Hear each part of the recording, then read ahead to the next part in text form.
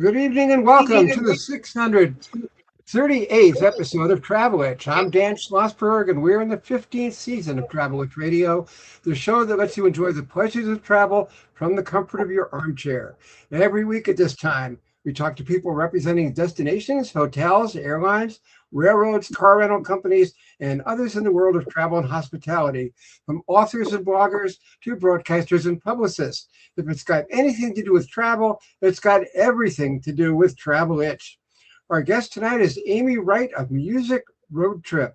Welcome, Amy, to Travel Itch Radio. Thanks for having me, Dan. It's my pleasure. You know, in the 15 years and 638 episodes we've done on Travel Itch, this is the first time we're talking about an app. But we love music and we love things that are new. So Music Road Trip fits. When and how did you start? Yeah, that's actually a really good question. We also owned a music television network called Diddy TV since 2012, and we're musicians ourselves. Folks were always asking us for suggestions on great music destinations to visit when we were traveling, and we started researching what resources were available. We actually found that there was no comprehensive travel planning resource aimed at music travelers. So we decided to create one. We were hoping, Dan, that there just was one that we could use. But as technologists ourselves, we thought there needs to be a definitive resource because there's so many music fans out there. Well, what is gig tripping? I never even knew it existed. Well, it is a relatively new term, and it refers to when people travel to a destination for a specific music event, and then they build an entire trip around that event. You know, kind of think Taylor Swift tour, you know, when fans were going all over the world just to see her show. I saw one father interviewed who said he took his daughter to one of the European shows that Taylor put on, and then they stayed and toured around. And that's the idea of gig tripping, is going to really the musical event is the main reason you're going, but then you're going to stick around and travel and take advantage of other things in the area.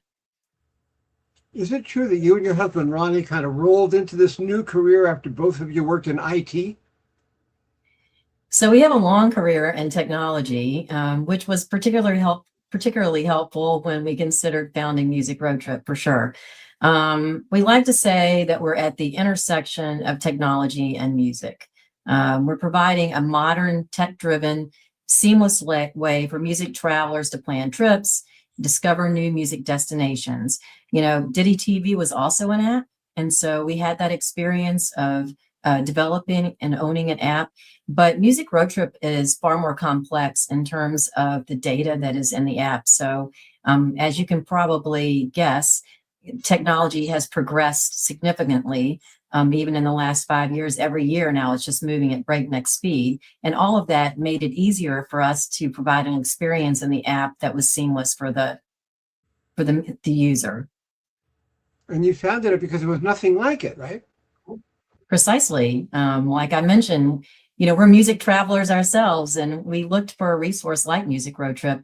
When we go anywhere, we're thinking, hey, let's see a show, or is there a record store nearby, or is there just a bar that has great live music we can have dinner at? And we were surprised that there wasn't really any kind of comprehensive app aimed at incorporating all of the music destinations, not just venues and shows. Everyone kind of knows where those ticketed events are, but where are all the smaller opportunities that you can take advantage of? We were really surprised, honestly, that it didn't exist, because there have to be a million apps out there, bazillion apps maybe. So we just looked at each other one day and said, I think we need to do this because there's such a market out there, and music tourism is on the rise. I think they predict in the next decade it's going to rise by 400%, kind of driven by millennials and Gen Zers that are looking for experiences, music being a great one. You know, it's an outdoor or indoor event, but it's an experience. It's not tied to technology necessarily. And these folks have money and they can travel now. And so the app is really going to support all of that music tourism. And I had to get your hometown in Memphis, Beale Street. Tell us about this. So Bill, you mean, how did we incorporate Beale Street into the app? Well, yeah. Or what's it like? What's Beale Street like? Oh, Bill Street's awesome, and actually that's my hometown, and so Bill Street is uh, full of bars and restaurants that are really harken back to the history of blues in Memphis, and they have killer bands, Dan. I mean, really amazing, talented musicians on Bill Street, and it really is focused more on blues music, and so you're not necessarily seeing the newer artists that are in Memphis and coming out of Memphis, but that's actually one of the things our app does. So it's going to point out Bill Street to you, and you're going to be able to see all the great bars there that you can take advantage of. But it's also going to point out bars and restaurants that are in other parts of town that you might get to see some of the local musicians, the up and coming musicians that are there. And, you know, every town has their history of music, but then you have all of the folks that are now just creating new music. And you want to have an opportunity for people to connect with those folks as well. And sticking on Tennessee subjects, Opry at the Ryman. Opry at the Ryman. So Nashville has always been a great music city with all kinds of music destinations. Everyone kind of knows about the honky tonk bars on Broadway and the historic Ryman Auditorium that you just pointed out in downtown Nashville. But when you use the Music Road Trip app, you can also find all the local joints, you know, where some of the up and coming artists are just getting their start. Like there's one called Dee's Country Cocktail Lounge, or there's the Basement East. And those are places that you wouldn't necessarily know as a tourist. But you can hit all those famous places. They're awesome. But then you can also discover all the other parts of Nashville so that when you leave and you come home on your trip, you're like, hey, I can talk about some of the places that none of my friends have gone to. And that's kind of one of the things we're trying to do here. And it also highlights all these like small businesses that wouldn't necessarily get the foot traffic that you would get in some of these places like on Broadway or the Ryman. So The UPS commercial says, "What can Brown do for you?" And you could have one that says, "See what Music Road Trip can do for you." Does it cover, as Woody Allen might say, everything you wanted to know about music but were afraid to ask? yeah, you know, kind of all of that and more. People focus a lot on the fact that you can easily find out about live music shows, but what they love are all of the other music destinations that are off the beaten track, the record stores, the music museums, public art, small bars and restaurants with live music, or a vinyl bar or a bar with a great jukebox, for example.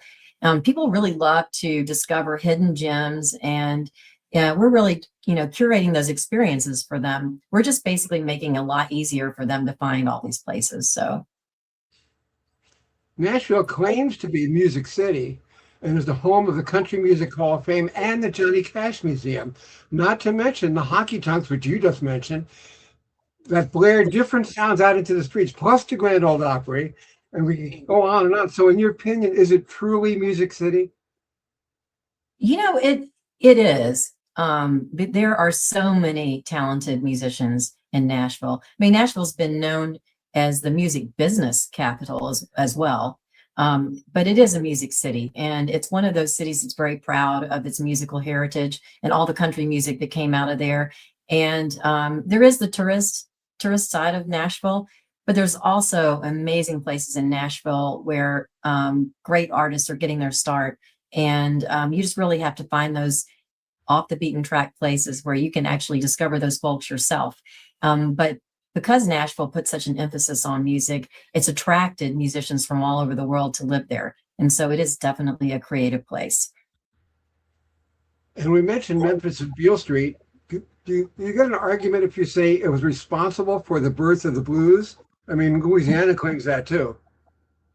Yeah, it's definitely one of them. You know, I think the to your point, the blues music genre is has a lot of different places that and different types of blues music. If you think about electric blues and acoustic blues, and no doubt that Memphis was the tip of the Delta, they called it. So it was right where a lot of African American artists were living in Mississippi, and it was one of the first big cities that folks came to, and Bill Street was there.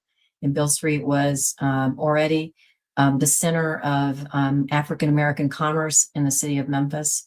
And so it was one of the first places that these artists came to. When they talk about it being the birth of the blues, I think it's because it was literally the first place that was on the map when you came up through the Delta.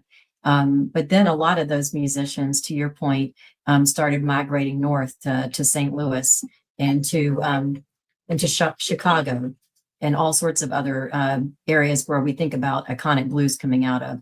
But a lot of those places, the blues music morphed into all kinds of other versions of blues music.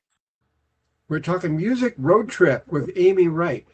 New Orleans also has a great reputation as a music venue, starting with Preservation Hall, continuing with Al Hirt, Pete Fountain, Louis Armstrong, and so many others. If you like Dixieland, you'll love New Orleans, right? Who doesn't like New Orleans? I'm just saying. I mean, it's one of my absolute favorite places to go in the whole country. I think it's so unique. There's just the architecture, the music. And here again, everyone knows about Bourbon Street. Everyone hears about Bourbon Street. It's on the news. But there's another street called Frenchman Street, and it's a premier destination for authentic live jazz, blues, brass music in New Orleans. And it isn't far from Bourbon Street, but it is where more of the local scene is. And if you want to kind of get out of the French Quarter a little bit, and Frenchman Street is a great place to go. And New Orleans is also filled with so many music shopping destinations in the French Quarter and the Garden District. They have so many record stores, jazz merch stores, art galleries that focus on music. And they all really cater to that musical history in the area. So if you're a music lover, New Orleans is, nirvana. I think it's just really an incredible place to go and walk around and experience the culture of New Orleans. Even the funerals, they have happy music playing. Yeah. Oh, yeah. It's everywhere. You just walk down this street and music is playing, and you feel like there's a soundtrack going on in the entire town.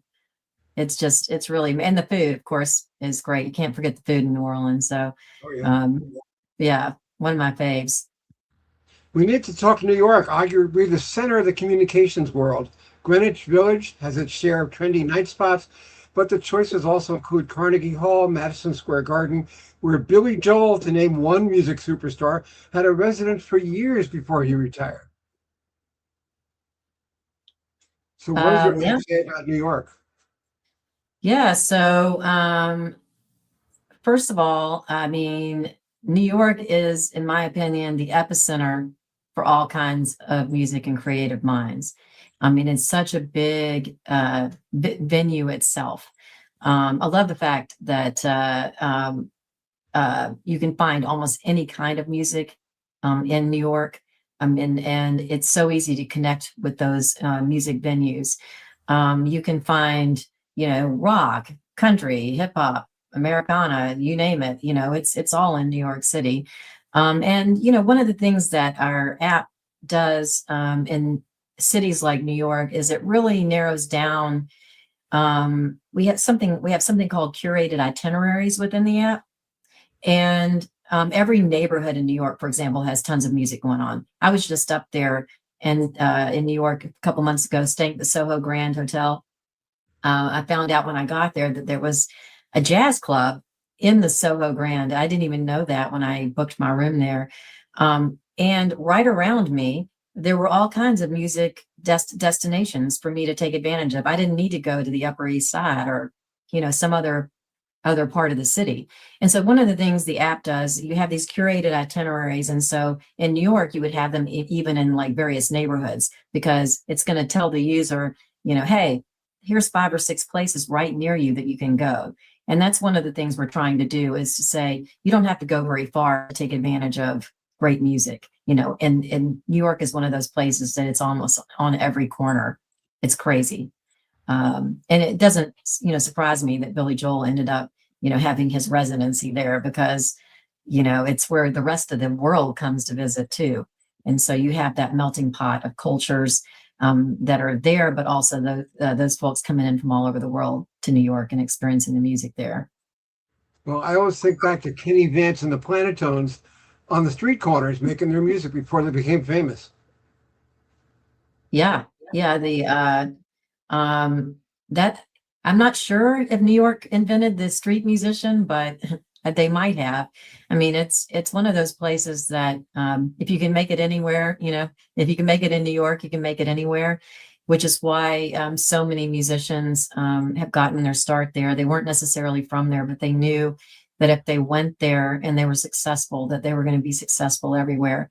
And you hear countless stories of, Bob Dylan getting a start in Greenwich Village, and there's just so many artists that New York was their start, and all kinds of genres too. It didn't really matter if it was classical and jazz or rock music. New York just had something for everyone, and obviously even musicals.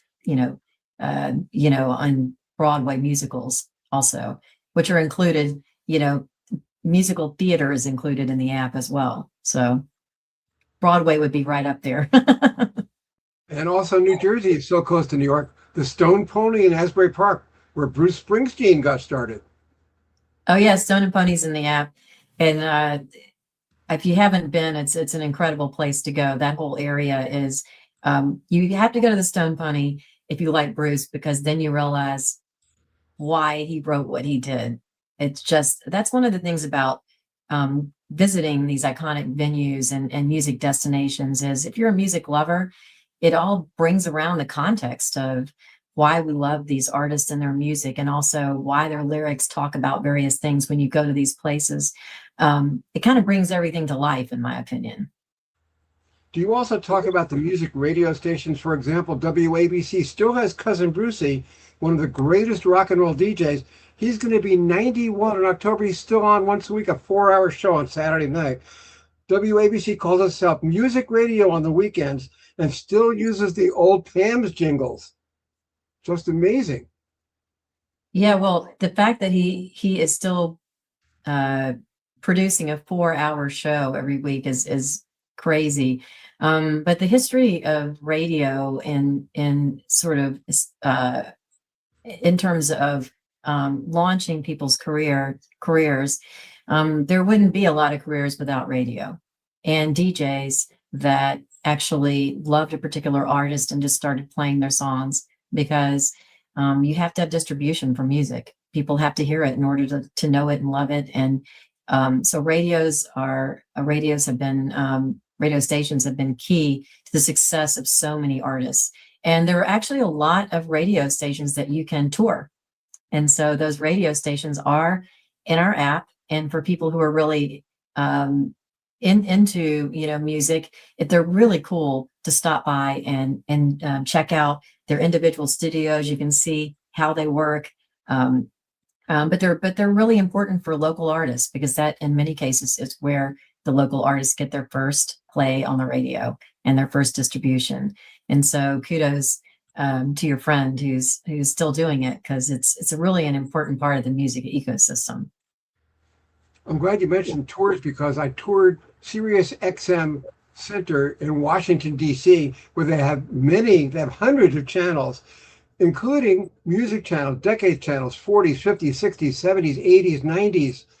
And it's great. I mean, I listen to 40s, 50s, and 60s all day long. Yeah, XM, to me, was one of those game changers in terms of our culture, because they could deliver music directly to your car. We all lived through the period where you were driving, you're like, I'm losing my radio station, That's and right. the fact that it's satellite driven, that we can listen to any kind of genre. And if you're a music lover, you can find it on XM. Big fan. And I have also toured their facility there in DC, and talk about high tech. I was blown away by what looked to me like their control room was like something out of NASA. So it was really amazing to see. And if you get an opportunity, whoever's watching this, to go see and tour their facility, it'll give you a renewed appreciation for the music that you're actually listening to in the middle of a rural area in the US in your car, because it's very, very high tech, and it was a massive undertaking. But it's really great for us music lovers because we can listen to whatever we want to in the car. It's amazing. And talking about a rural area, I've been to Muscle Shoals, Alabama, where they have studios. Early rock and roll really began in those studios, or recorded rock and roll. And I've also been to the Liberty Bell in Philadelphia, which you can say plays a musical note. In fact, wouldn't church bells count, like St. Patrick's Cathedral? Yeah, I mean, I hadn't actually thought specifically about church bells, but that's really an interesting type of music destination. I'm actually glad you brought that to my attention, Dan, because in many cases they chime daily, and you can point people to a square where they can hear those chimes every day at noon or whatever, whenever they're ringing their bells. And they're beautiful. So I actually am going to talk to our development team about including those church bells in areas like, we're in San Luis Obispo, and there's a mission here, an old mission, and those bells ring every single day. So I love that idea.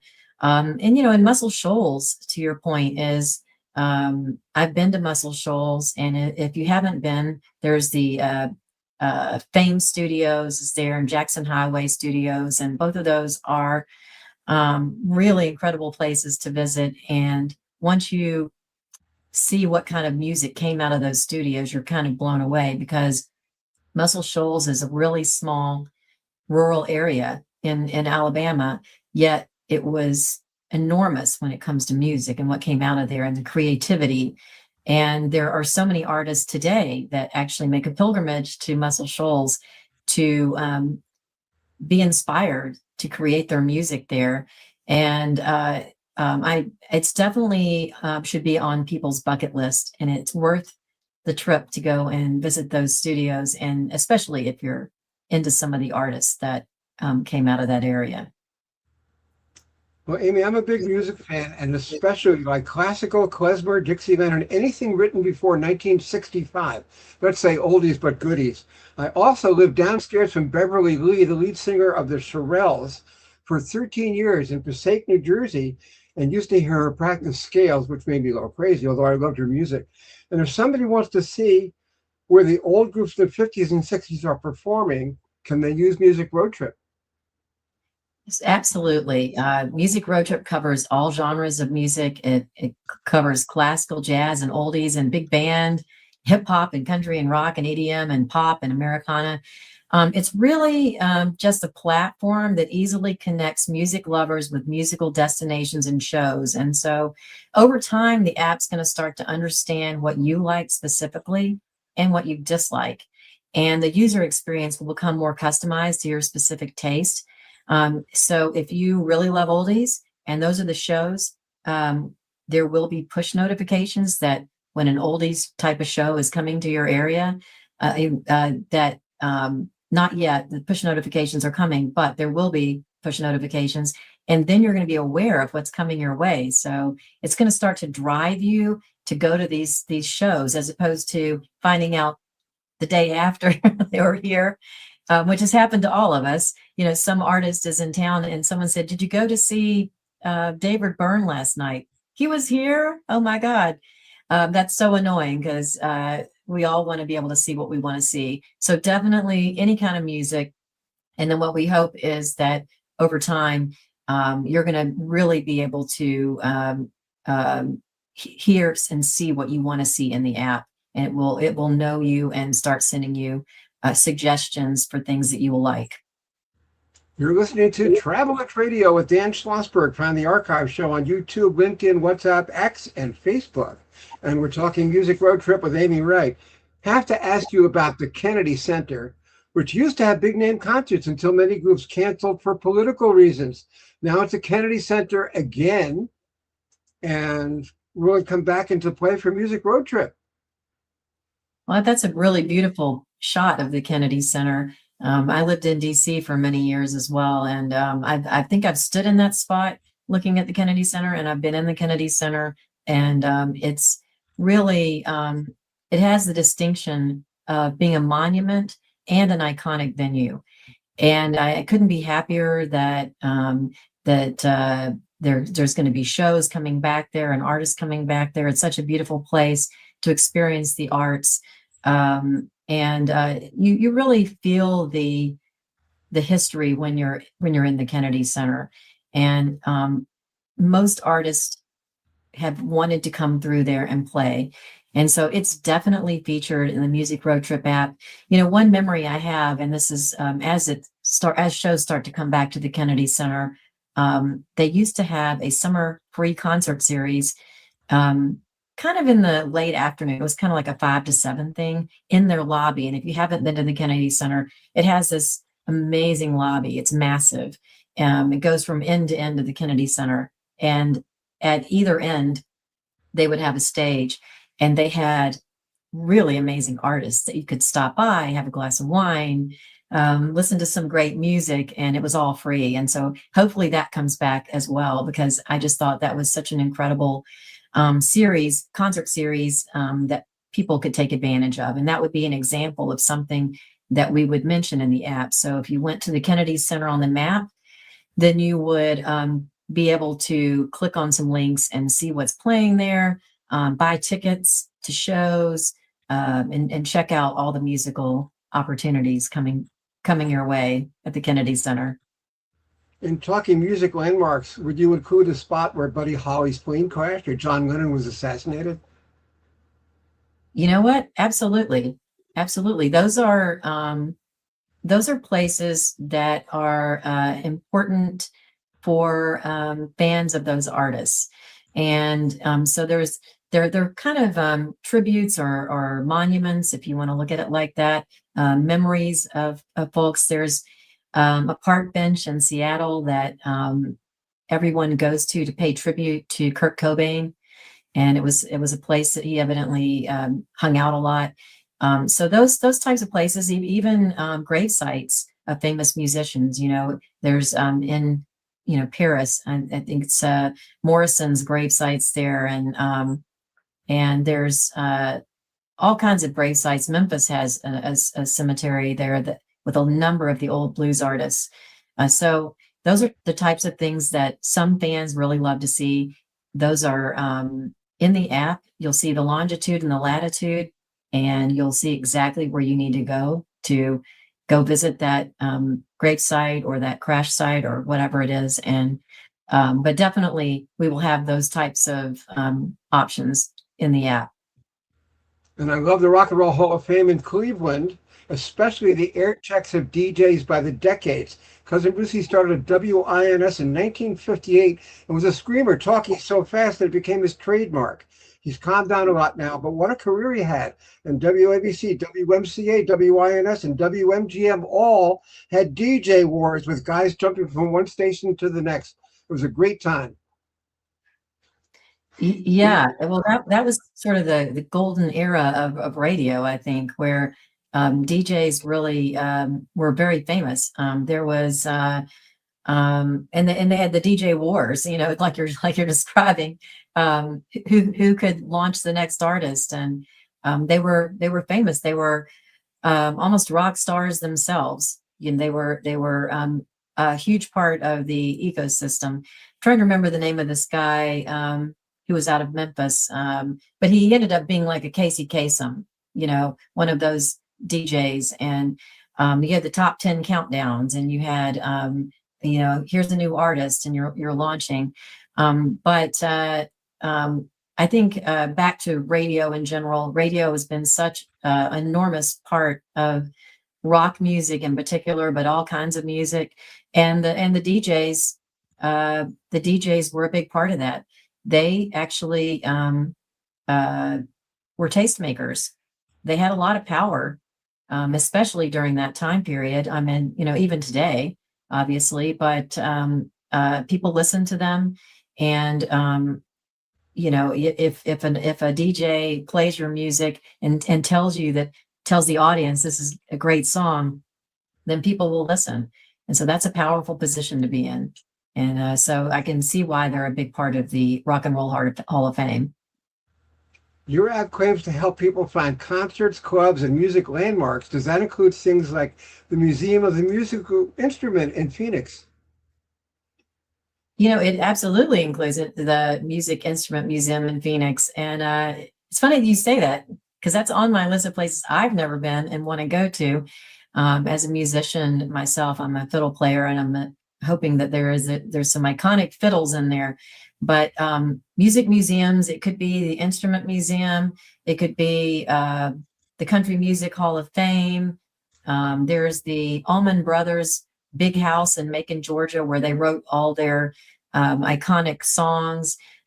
There's Prince's home. There's all these museums, not to mention museums that have collections of photographs by a famous musician, or Bob Dylan is he paints, and so it could be an exhibit of his paintings, or yes, museums and cultural type spots are a big part of the app, because I think even folks who aren't really into music like to go to those cultural spots. And so that's another part of the app where people can discover some really new things that they might not have known about. And so, yes, I mean, hopefully I get to go to the Music Instrument Museum sometime soon. And Amy, people who like your idea of following the music will need places to eat and stay. Are there recommendations on your app? For sure. So you're going to see a lot of bars and restaurants in the app. Most of them have some sort of connection to music, but also if you haven't signed up for it, we do have a music travel e-newsletter called The Seeker that we launched along with our app. It comes out every week, and it is covering different parts of the country. It focuses on a different area each week. And so as a part of that newsletter, we're talking about iconic music destinations and great things that you can do when you're there. And part of that is eating and travel and lodging and some other things. So absolutely. And you can book accommodation directly from within the app.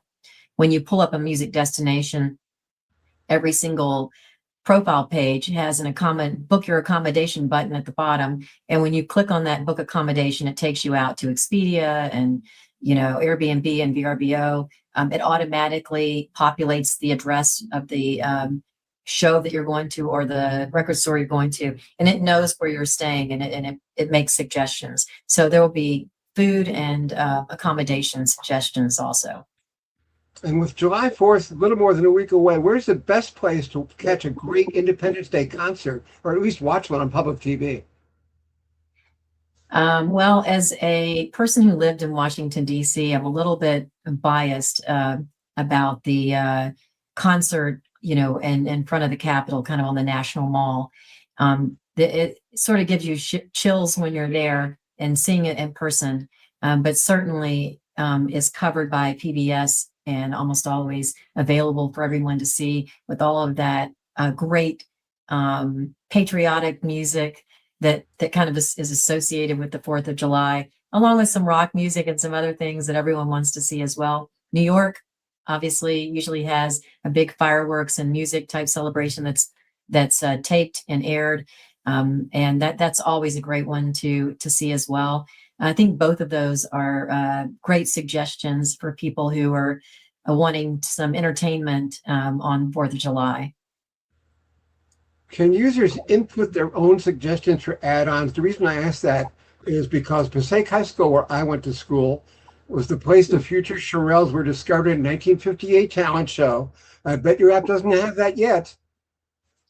We probably don't have that yet, and most likely we don't have that yet. So you bring up a very good question there, because yes, absolutely. Our users can make suggestions for destinations to be added to the app. And if you look right on the map, there is a button that you can push, and it says, add a destination. And you can just type in that destination, and that goes directly to our development team. They do a quick vetting just to make sure that what people are sending in is correct. But then it will be added to the app. We do pretty well, but we're not going to know every place. And the users we're going to really rely on them. It's a form of crowdsourcing for us to be able to have folks like yourself to make suggestions. And that's going to be a way that over time is even curating that experience for the user even more. So it's kind of like Waze where everybody reports in and helps each other. You know what? That's a really good analogy. I like that because that's what we're hoping for, is that all these music lovers, and people are pretty passionate about music and they're big fans. And I think folks love it when they discover something maybe that we haven't discovered, and then they can tell us about it and they can share. And there will be the ability to start sharing all of your opinions about things within the app too. So that's another part of the user experience that we're in the development phase for. But there will be like a social media platform that enables music lovers to connect with other music lovers and talk about the shows they've been going to and the music destinations that they love. And so there'll be a lot of that cross-pollination and communication between music fans. And lastly, but not leastly, how do you guys make money off the app? Okay. So we've been asked this question many times because it's free. And we've been asked why it's free. And we think it's important that it's free, at least right now, because we want people to download it and to use it and to send us their suggestions. And the way we make money, Dan, is through advertising. We have partnerships with travel and tourism. We have API integrations with a number of technologies that enable us to, achieve revenue that way as well. And so there's a variety of ways that and revenue streams. And I think there's a number of more that we're going to add. Eventually, we might add some functionality that's around some gamification and some other areas like augmented reality, that there could be some sort of paywall there. But in general, we want this to be free and we want people to use it.